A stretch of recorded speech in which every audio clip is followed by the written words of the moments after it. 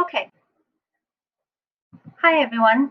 Today we're going to talk a little bit about kinematics, the three equations associated with kinematics.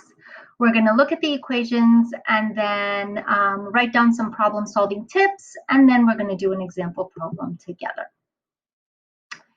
So if an object is moving with constant acceleration, that means the acceleration is not changing, there's a set of equations. So the first one is VF equals VI plus AT. The second one, delta X equals VIT plus 1/2 AT squared. And the last one, V final squared equals V initial squared plus 2A delta X. Okay, so here are the problem-solving tips to follow for each problem that you approach. The first tip is to identify and list the given information, including the units. Secondly, you're going to identify and list the unknown variable information in variable form, meaning you're going to identify what variable it is that you're trying to solve for. Is it VI? Is it T? Is it delta X?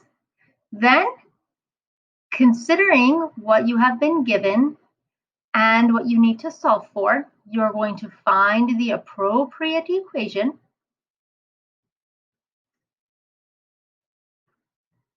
to use.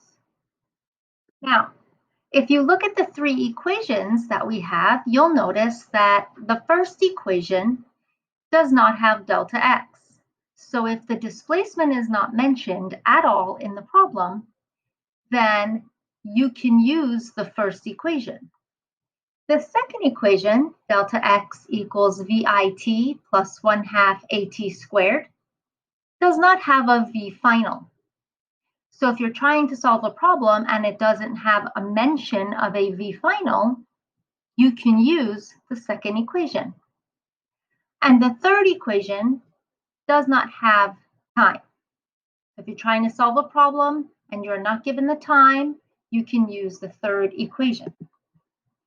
The last step in the problem-solving tips is to substitute the known variables or values that you've identified, and then use some algebra to solve. So we're going to do an example. This example reads, a student on inline roller skates travels at a speed of 4.5 meters per second along the top of a hill. She then skates downhill with an average acceleration of 0.85 meters per second squared. If her final speed is 10.8 meters per second, how long does it take her to skate down the hill? So if you go back through to read the problem, you'll see that 4.5 meters per second is given to you, and that is your initial velocity.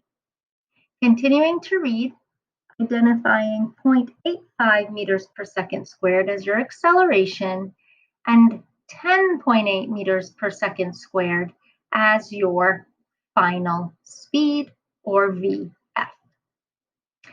What we're trying to solve for is how long does it take? So that is time. We want to know the time. So we're going to make a list of the known values. This is problem-solving tip number 1. Initial velocity is 4.5 meters per second. The acceleration is 0.85 meters per second squared. And the final velocity is 10.8 meters per second. Problem-solving tip number 2, what are we trying to find? We're trying to find time.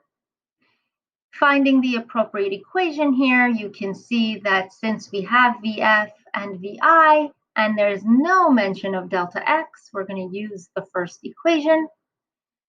You'll plug in your values, 10.8 for VF, 4.5 for VI, 0.85 for acceleration, and you'll solve for T.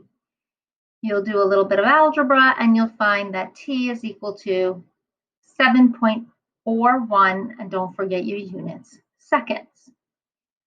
All right, we will do more problems in class when I see you next.